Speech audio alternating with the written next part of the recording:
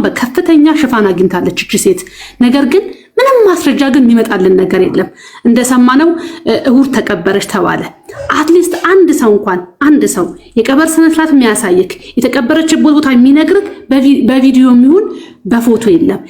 በድምፃዊ ጎሳዬ ተስፋዬ ላይ ምንድነው የደረሰበት? ድምፃዊ ጎሳዬ ተስፋዬ በደረሰበት ድንገተኛ የጤና አርቲስት በርተሚው በጣም አድናቂ ነኝ። በጣም አድናቂ ነኝ። አዲሱ የፈስ አልበም መች ነው የሚወጣው? አዲሱ የፈስ አልበም መስከረም 22 ይለቀቃል። ትወዱታላችሁ እያስባለሁ። እና አንዳንድ ነገር አዲሱን አይፎን ለመግዛት ጓደኛውን የሸጠው ወጣት መነጋገሪያ ሆነ። አዲሱን አይፎን 17 ለመግዛት በሚል ሰላም ጋይሶች እንደምን አላችሁ? ኤላ ነኝ። ዛሬም እንግዲህ በአዳዲስና ወቅታዊ በሆኑ ቪዲዮዎች ተመልሼላችኋለሁ። አርቲስት ገነት ንጋቱ ላይ አሁንም እንደቀጠለ ነው። ብዙ ተቃውሞዎች እየተነሱባት ነው። አርቲስቱን ደግሞ የሀገራችን ተወዳጁን ድምፃዊ ምን አጋጠመ የሚለውን በዚህ ቪዲዮ ታገኙታላችሁ። እና ስለ ዴዚ እናትም አዳዲስ ነገሮች እየተሰሙ ነው። ምን አለ የሚለውን እስከ ቪዲዮ በመጨረሻ በትዕግስት በመከታተል እንድትቆዩ አሳስባለሁ። ለዚህ ቤተሰብ አዲስ የሆናችሁ ካላችሁ ይህን ቪዲዮ ሰብስክራይብ በማድረግ ጀምሩት። እንዲሁም ቤተሰብ የሆናችሁ ላይክ ኤንድ ሼር በማድረግ ለተለያየ ሰው እንዲደርስልኝ አድርጉ። ወደ መጀመሪያው ቪዲዮ እንለፍ። አርቲስት በርተሚው በጣም አድናቂ ነኝ። በጣም አድናቂ ነኝ። አዲሱ የፈስ አልበም መች ነው የሚወጣው? አዲሱ የፈስ አልበም መስከረም 22 ይለቀቃል። ትወዱታላችሁ እያስባለሁ። እና አንዳንድ ነገር አልነግረንም? እሺ፣ አዲሱ የፈስ አልበም እስከዛሬ ከሰሯቸው 3 የፈስ አልበሞች ለየት ያለ ነው። እንዲሁም ከአዳዲስ ሰዎች ጋር በፈስ ኮላብ ያደረኩበት አልበም ነው። ለአድማጭ በጣም ምርጥ የሚሆን ፈሶችን ይዘን እንመጣለን። ጠብቁን። እና ትንሽ አንዷን አሰማን። አንዷን እንግዲህ በዚህ ሰዓት አይመችም፣ ግን እንዳቀርጸኛ ደራ። እሺ ዋው ወደድከው? አመለጠኝ። በጣም ነው የምወደው። በሰሚት 72 አደባባይ የታየው ነገር ምንድነው? መረጃው በፎቶ ከተጋራ በኋላ በርካቶች እየተነጋገሩበት ይገኛሉ። በፎቶው ላይ እንደሚታየው በሰሚት 72 አደባባይ እህል ተሰጥቶ መረጃው ተጋርቷል። በበርካታ ውስጥ ለውስጥ ጎዳናዎች ላይ የአይነቱ ድርጊት የተለመደ ቢሆንም ከውበት አንጻር ግን በርካቶች ሐሳብ እየሰጡበት ይገኛል። በጉዳዩ ላይ ብዙዎች ምን ችግር አለው በሚል ሲሞግቱ፣ ሌሎች ደግሞ በህዝብ አደባባይ ላይ እህል ማስጣት ተገቢ አይደለም፣ ዘመናዊ አሰራርን መከተልና እኛ ራሳችን መሰልጠን አለብን በማለት አስተያየታቸውን እየሰጡ ይገኛሉ ሲል ጉርሻ ፔጅ አስነብቧል። እናንተ ምን ትላላችሁ? ሐሳባችሁን ኮሜንት ላይ አጋሩ። ቤተሰብ ቪዲዮውን እንዳያችሁት ነው እንግዲህ ስንት አስነዋሪ ነገር በመውላበት ሰዓት፣ ስንት አስነዋሪ ነገር በየመንገዱ በሚደረግበት ሰዓት አሁን የእህል ማስጣት አነጋጋሪ ነው ብዬ አላስብም። ምክንያቱም እህል ማለት ወሳኝ ነገር ነው ለሰው ልጆች ለምንኖርበት ወሳኝ ነገር ነው ብዬ ነው ማስበው። ይሄ መነጋገሪያ ሊሆን እንደውም እንኳን የሀገር ገጽታ ማበላሸት ያው እንግዲህ ውስጥ ነው፣ ኮንዶሚኒየም ውስጥ ነው የተሰጠው። የፀሐይ ብርሃን ቤት ውስጥ የለ፣ ቤት ውስጥ አይደረግ እንግዲህ ከውጪ እና ይሄ አነጋጋሪ ነው ብዬ አላስብም። እንዲህ አይነት አስተሳሰብ ያላችሁም ሰዎች እረፉላለሁ። ጤና ይስጥልኝ ናቶ ጠቅላላ የደላላ ስራ። ሄሎ መኪና ፈልጌ ነበር። መኪና አለ? ምን አይነት መኪና ፈልገው? አለ አይደል ይሄ የባትማን መኪና አይነት ሆና ጣሯ የሚያበራ እና ገደላማ አካባቢ ላይ ስድርስ ምትበር መኪና ፈልጌ ነበር። ይኖራል? አለ። አቦ ገላገልከኝ ወንድሜ። የት ነው ያለው? እዚህ ባርካጂኒ አላጂኒ አሞራ ገደል ስር። ደላላ ናቶ አማነሻ። አቦ ስራ አጣን እኮ አንቺ ጋር ስራ አለ እንዴ? አለ። ምን አይነት ስራ እንፈልግ? ያው በሳምንት 5 ቀን ረፍት 2 ቀን ስራ ሆኖ 50 ሺህ ብር ደሞዝ ያለው ስራ ሲፈልግልኝ ይኖራል? ኧረ አለ። በእውነት ደስ ሲል ምንድነው ስራው? እንትን ነው ከጅቡቲ ድሬዳዋ ባቡር እየሄደ መሀል ላይ መብራት ሲጠፋ እየገፋ ድሬዳዋ ማድረስ ነው። ይመቻል? ደላላ ናቶ አይፎን ፈልጌ ነበር። አለሽ እንዴ? አለ። ምን አይነት አይፎን የፈለግሽው? አይፎን 70 ማክስ የሚባለውን ስልክ የምፈልገው ብርቱካናማ ከለሩ። አለ። አቅምሽ ከስንት ነው? 2373 ብር አለኝ። 2300 ብር? አይ በቃ እንደዛ ከሆነ ጀማው እንዳለውን ሃይላ አይፎን መሽጫ ታውቀዋለህ? ቆንጆ አይፎኖች ያሉበት። በቃ ፊት ለፊቱ ማሙርጫ ቢም ይባላል። ግባና በለጨ ቀንበት። የምትመለከቷት የፌዴራል ፖሊስ አባል ምንድን ያደረገችው? ፖሊሷ ያደረገችው ተግባር በበርካቶች ዘንድ አድናቆትን አስገኝቶላታል። በደብረ ታቦር ዩኒቨርሲቲ የ12ኛ ክፍል ብሔራዊ ፈተና እየተሰጠ ባለበት ወቅት አንዲት ተፈታኝ እናት ሕፃን ልጅ አቅፋ ፈተናውን ለመፈተን ሞክራ ነበር። ተፈታኟ እናት እቤት ልጇን የሚይዝላት ሰው በማጣቷ ቀጥታ አራስ ሕፃን ልጇን ይዛ በደብረ ታቦር ዩኒቨርሲቲ ውስጥ ገብታ የ12ኛ ክፍል ፈተና ለመፈተን በመገደዷ በልጇ ለቅሶና መነጫነጭ ፈተናውን በትኩረት ለመፈተን ተቸግራ ነበር። በዚያ ቅስፈት የእናቲቱን ጭንቀት ያየችና የተረዳች በወቅቱ የፈተናውን ሂደት ጸጥታ በማስከበር ላይ የነበረች የፌዴራል ፖሊስ አባል የሆነችው ረዳት ሳጅን ራቢያ አብደላ ሕፃኗን ከእናቷ ተቀብላ በእቅፏ በመያዝ እናቲቱ ተረጋግታ ፈተናውን እንድትወስድ አድርጋለች። ፖሊስነት እናትነትና ርህራሄ ነው የምትለው ረዳት ሳጅን ራቢያ የእናቲቱ የወደፊት ህይወት ሊቀይር የሚችለው የፈተና እድል በዚህ አጋጣሚ እንዳይሰናከል የተመደበችበት የጥበቃ ስራ ጎን ለጎን እናት የምትወስዳቸውን የትምህርት ፈተናዎች ሙሉ በሙሉ አጠናቃ እስክትወስድ ልጇን በእንክብካቤ ይዛ አቆይታላታለች። የፖሊስ አባሏን ተግባር እንዴት አያችሁት? ሐሳባችሁን በኮመንት አጋሩኝ። በጣም የሚገርም ቪዲዮ ነው። ፖሊሶች እንዲሁም የፌደራል እንትኖችም በተለያዩ ነገር ሰውን በመበደል ምናምን ነው ብዙ ቪዲዮዎች የሚወጣባቸው። እንግዲህ እቺንም የመሰለች ፌደራል አለች። እንግዲህ ያው እናትየው ትኩረት አርጋ ቪዲዮ እንዳያችሁት ነው ትኩረት አርጋ እንድትፈተን ያው በመያዝ እንግዲህ ብዙ ነገር አድርጋለች። ብዙ ትምህርት አስተምራናለች ብዬ አስባለሁ። እናንተስ ምን ታስባላችሁ? እኔ እንግዲህ እንዲህ አይነት ልቦች ሲገኙ ማበረታታት ነው ብዬ ነው ማስበው። ሐሳባችሁን ኮሜንት ላይ ያሳውቁኝ። እንዲሁም እንዲህ ወቅታዊ ነገር እንዲደርሳችሁ ሰብስክራይብ ማድረግ። አዲሱን አይፎን ለመግዛት ጓደኛውን የሸጠው ወጣት መነጋገሪያ ሆነ። አዲሱን አይፎን 17 ለመግዛት በሚል የረጅም ጊዜ ጓደኛውን በኦንላይን መገበያያ ላይ ለሽያጭ እንዳቀረበው ጓደኛውን ፎቶ ጨምሮ የጓደኛውን መገለጫዎችን በመለጠፍ የዋጋ ተመን በማውጣት ለሽያጭ አቅርቦ የታየው ወጣት ብዙዎችን ሲያነጋግር ቆይቷል። አዲሱን አይፎን 17 ለመግዛት ገንዘብ ስላስፈለገው መሆኑን ተናግሯል። ወይኔ ደሃ መሆን ስቃይ ብቻ እኮ ነው። አይ በብዙ አቢዩዝ ተደርግ ያለው ባያቴ ተደፍር ያለው ምናምን እያለች የነበረችው ብዙ መረጃዎች እየወጣች የነበረችው የሳሚ እናት እንግዲህ ሰይፉ ላይ ቀርባ የነበረችውን ድምጻዊን ከሰማች በኋላ ከሰይፉ ቃለ መጠይቅ በኋላ ይሄን መልስ ብላለች። እሱን አዳምጠን እንምጣ። ሴትነት አንዳንዴ ትንሽ አሁን ደግሞ መቅጠር አጋጣሚ ተጠቅመው ሰራተኞቻቸውን አቢዩዝ የሚያደርጉ ይህን ቪዲዮ ኮፒ ሊንክ ሪፖስት እያደረጋችሁ ጀምሩት። ዩኒቨርሲቲ ውስጥ ስንት ሴቶች ናችሁ ከአስተማሪ ጋር የተኛችሁ ግሬዳችሁ እንዳይበላሽባችሁ? ተባራችሁ ከመጣችሁ ቤተሰብ ለምን ተባረሽ ብሎ ይጠይቃችኋል።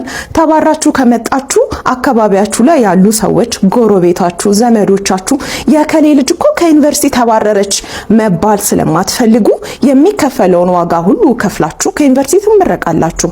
ብዙ ሴቶች ለስራ ለትምህርት ቤተሰብና ማህበረሰቡ ስም እንዳይሰጣቸው ለመኖር ሲሉ ሴትነታቸውን ገብረዋል። ይሄ እኮ የሚካድ ሀቅ አይደለም። ቪዲዮን እንዳያችሁት ነው። ልክ ነው ብዬ ነው ማስበው። ምክንያቱም ብዙ ሴቶቻችን ግሬድ እንዳይበላሽባቸው ምናምን ወደዚህ አላስፈላጊ በሆነ መንገድ ተራምደዋል አልፈዋል ብዬ አስባለሁ። ቤተሰቦችን ላለማስጨነቅ ሲባል ግን ያ ነገር ልክ ነው ብዬ አላስብም። ምክንያቱም ከዛ ነገር በኋላ እቺ ልጅ ጤነኛ አይምሮ አይኖራትም። በእንደዚህ ነገር ያለፈች ሴት ለወንድ ልጅ ጥሩ አመለካከት አይኖራትም ብዬ ነው ማስበው። እናንተስ ምን ታስባላችሁ? ልክ ነው ብላችሁ ታስባላችሁ? ከተሳሳትኩ አርሙ።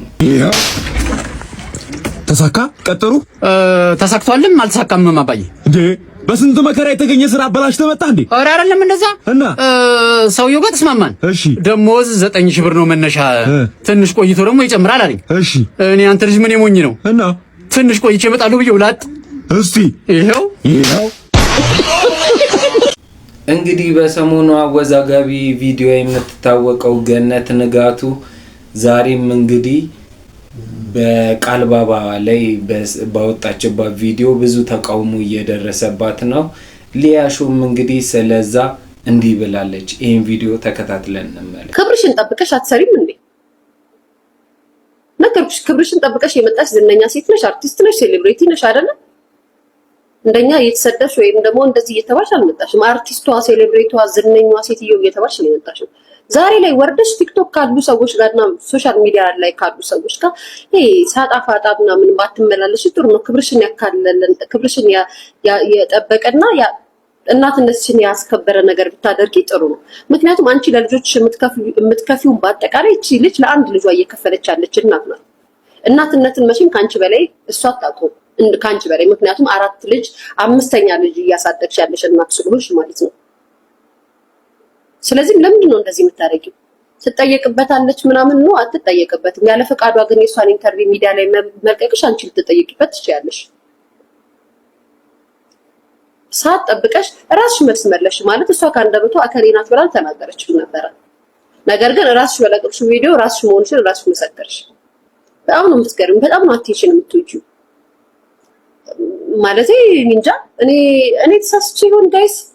እኔ ነኝ የተሳሳትኩት። ለነገሩ እኔ የተሳሳትኩት አትንሽን የሆነ ነገር መነጋገሪያ ምናምን ነገር ሰው ሲዘርፋት ምናምን ደስ ይላታል ነበር። አንዳንዴ ክብርሽን ብትጠብቂ እስኪያቸው ትላልቆቹን እነ ማለት ባንቺ እድሜ ክልል ላይ ያሉትና አንቺ ስትሰሪ የነበረ ጊዜ አብሮሽ ቲያትሩንም ድራማውንም ሲሰሩ የነበሩ ሴሌብሪቲዎች ተመልከቻቸው እስኪ ዝነኞቹ። ያ አሪፍ እንቅስቃሴ ላይ ነሽ ዩቲዩብ ትሰሪያለሽ ብላ ግን በጣም ይጠነቀቃሉ ለስማቸው። ግድ የለሽም አንቺ ግን ዋናው ማለት አይሩን ነው።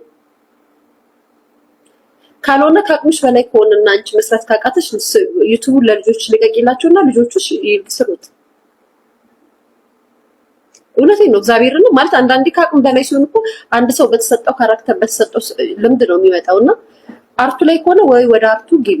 ካልሆነ ግን እዚህ ሶሻል ሚዲያ ላይ ካሉ ከሚነጋገሩ ሰዎች ጋር የሆነ ነገር ከሚፈልጉ ሰዎች ጋር ምክንያት አትፈልጊ። ከዚህ በፊት የሆነ ነገር ስትዘለፊ ነበር፣ ሲናገሩሽ ሲዘልፉሽ ነበር ሚዲያ ላይ።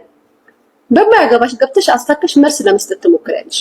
በማይመለከትሽ ሶሻል ሚዲያ ላይ ያለ ሰውና ክብር ስሙን ገንብቶ የበጣ አርቲስት አንድ አይደለም። ሁሌ ነው የምናገረው። ሶሻል ሚዲያ ላይ ነገ ተነስተሽ አንቺ መፈመስ ትችያለሽ፣ አንተ መፈመስ ትችላለህ። አርቲስት ስትሆኑ እንደዛ አይደለም። ከመጀመሪያው ጀምሮ ይኸውላችሁ ሴት ስትሆኑ በሴትነታችሁ ስንት ፈተና አይታችሁ ስንት መከራ አይታችሁ። ቪዲዮን ገነት ንጋቱ እንግዲህ ከዚህ ተግባሯ እንድትቆጠብ እናሳስባለን። እንግዲህ መልካም ነው ብዬ አላስብም። እንደሰማችሁት ያው እሷም የልጆች አሳዳጊ ነች። እንደዛውና ሳለ በሌላ ላይ ሰው ላይ ክፋትና ተንኮል ማሰብ ያው የልጆች እናትን ባትሆን ተገቢ ነው ብዬ አላስብም። እንደ ኖርማል አይመሮ እንዳለው ሰው እና ልክ ነው ብዬ አላስብም። ሰላም ነው ቢማር ሰርች እንዴት ነው?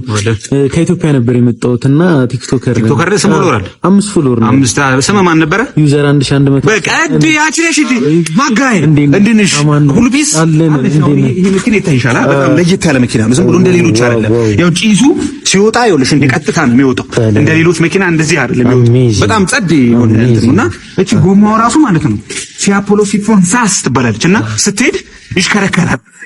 በጣም የሚገርም ነገር ነው። በጣም በሩ ራሱ ቢታከፋፈት ይኸው እንዲህ ነው የሚከፈተው። ከዛ ስዘጊው ራሱ እንደሌላ መኪና አይደለም። ይኸው ስዘጊው ነው መዘግ ባላየ ማለት ካየሻ እና እዚህ ጋር ሌላ ቲክቶከሮች ምናምን ሲመጡ እዚሁ እንትን ብለ ወደዚህ አምጫቸውሽ ከዛ ሊጠቀምባቸው እንትና ጋር እንዳይሄዱ። እሺ ኧረ አመጣቸዋለሁ። የሚገርምሽ ነገር ስፖኪው ራሱ ያሳያል ከውስጥ ሆነ ማለት በከፍተኛ ሽፋን አግኝታለች እቺ ሴት። ነገር ግን ምንም ማስረጃ ግን የሚመጣልን ነገር የለም። እንደሰማነው እሁድ ተቀበረች ተባለ። አትሊስት አንድ ሰው እንኳን አንድ ሰው የቀበር ስነ ስርዓት የሚያሳይክ የተቀበረችበት ቦታ የሚነግርክ በቪዲዮ የሚሆን በፎቶ የለም።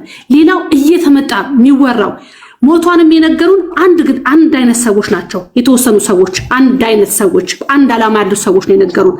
እንደገና መተውም አትናገሩ ዝም በሉ ትረፍበትም የሚሉን ደግሞ አንድ አይነት ሰዎች ናቸው።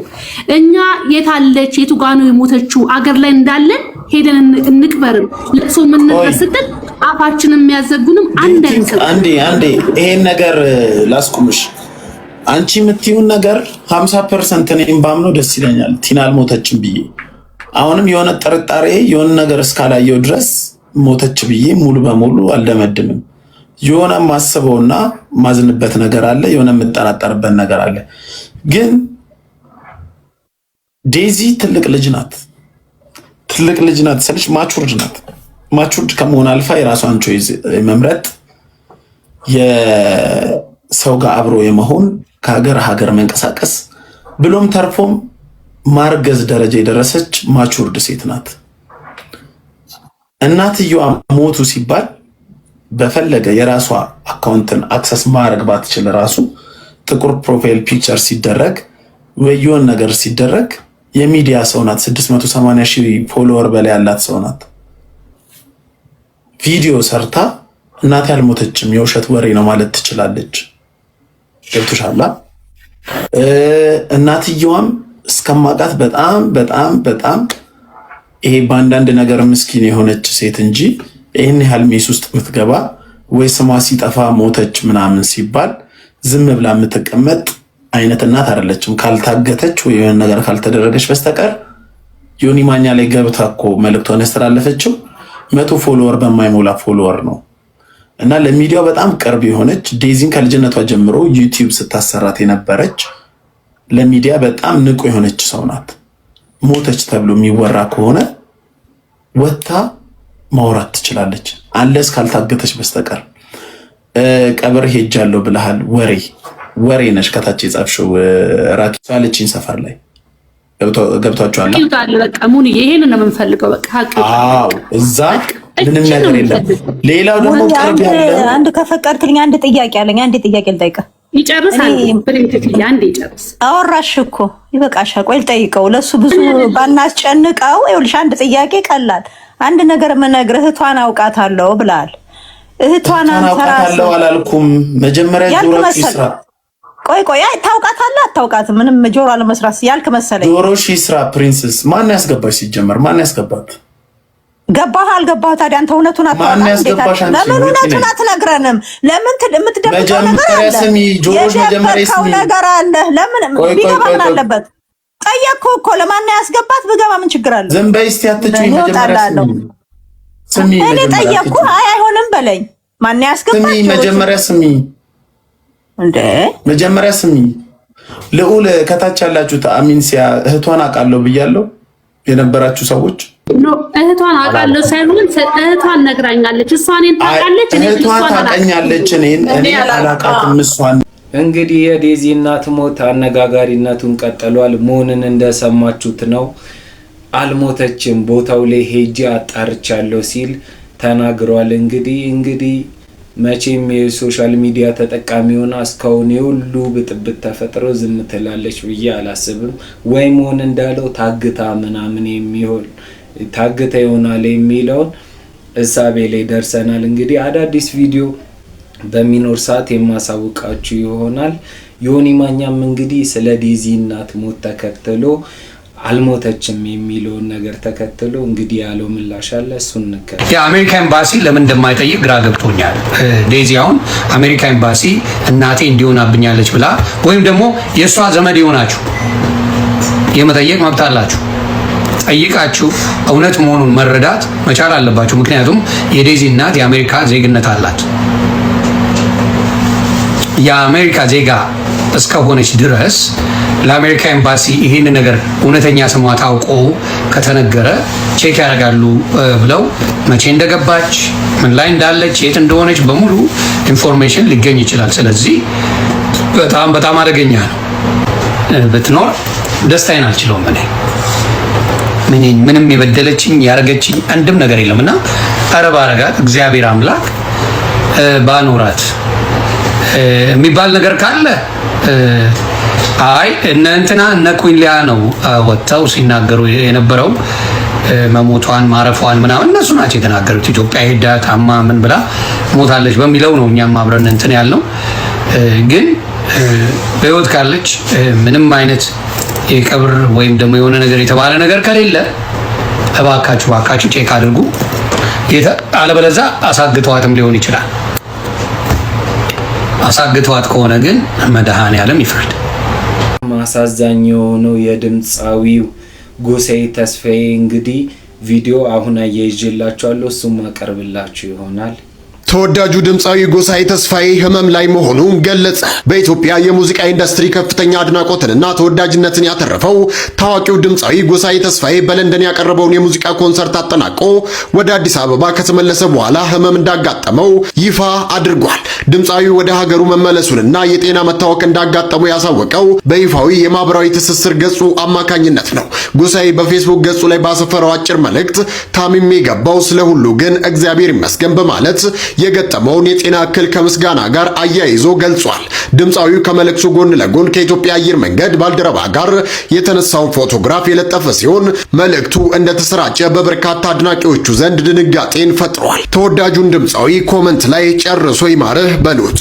በድምፃዊ ጎሳዬ ተስፋዬ ላይ ምንድነው የደረሰበት? ድምፃዊ ጎሳዬ ተስፋዬ በደረሰበት ድንገተኛ የጤና መታወክ ምክንያት በዊልቸር ወደ ሀገሩ መመለሱ ተነግረዋል። በሀገረ እንግሊዝ የነበረውን የሙዚቃ ኮንሰርት አጠናቆ ወደ አዲስ አበባ ቦሌ ዓለም አቀፍ አውሮፕላን ማረፊያ ሲደርስ በደረሰበት ድንገተኛ የጤና እክል ምክንያት በዊልቸር ለመግባት ስለመገደዱ ነው የተገለጸው።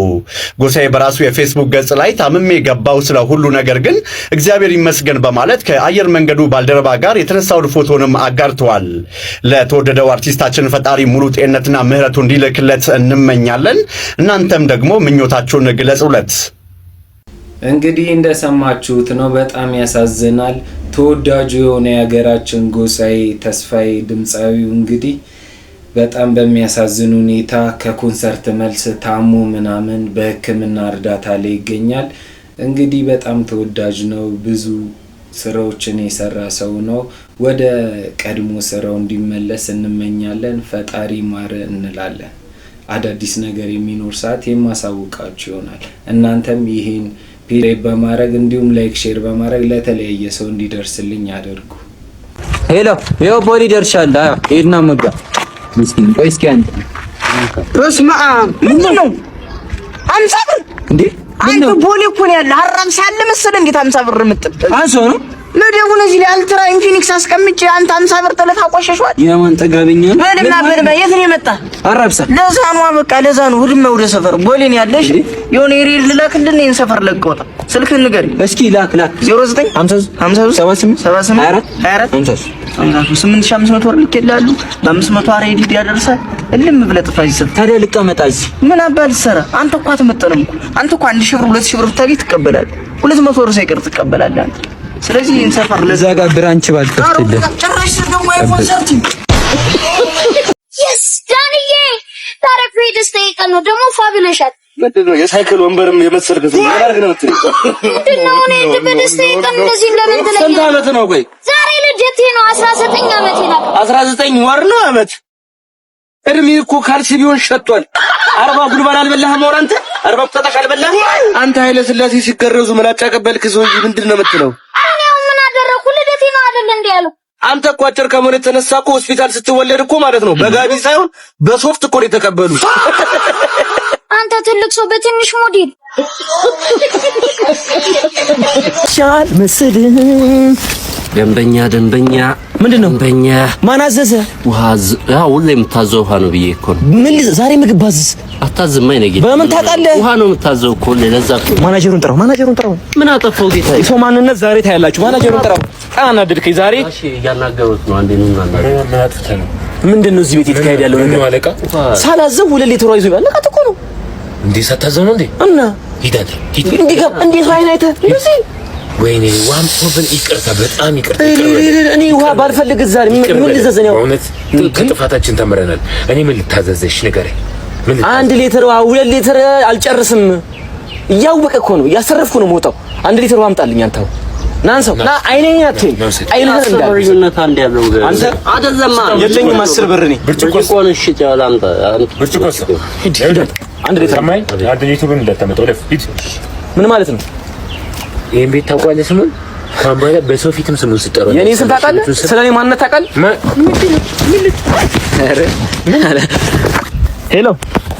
ሄሎ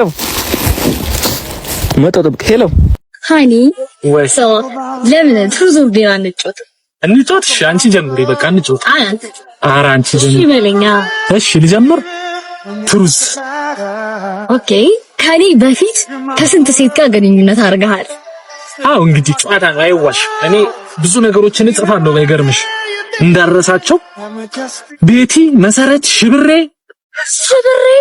እኮ የኛ ሰራተኛ ናት እኮ። ጠርጠር ያዝ ነበር።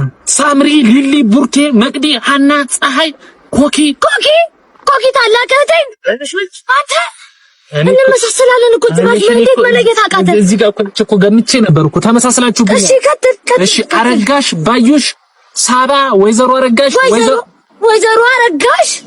እማዬ ድረስ ባትሻቸው እናቴ ጋር ጭራሽ ከእናቴ ጋር አየሽ። ዓለም ጠባብ ነች የሚባለው በተለይ አዲስ አበባ ላይ ምንድን ነው ያዝከው? ማለት የዘር ማጥፋት ነው እንዴ ያዝከው? ልጨርሰልሽ ጥያቄ። አረጋሽ፣ እልፍነሽ፣ አልጋነሽ፣ በለጡ፣ ፀሐይ በቃኝ። እኔ እዚህ ታሪካዊ ሊስት ላይ ትካተቻለሽ አትካተችም ነው። ዛሬ ይዤላችሁ የመጣሁት ቪዲዮ ይሄንን ይመስላል። በቀጣይ በአዳዲስና ወቅታዊ በሆኑ ቪዲዮዎች የምንገናኝ ይሆናል። እስከዛው ሰብስክራይብ እያደረጋችሁ ቆዩኝ። መልካም ጊዜ ይሆንላችሁ።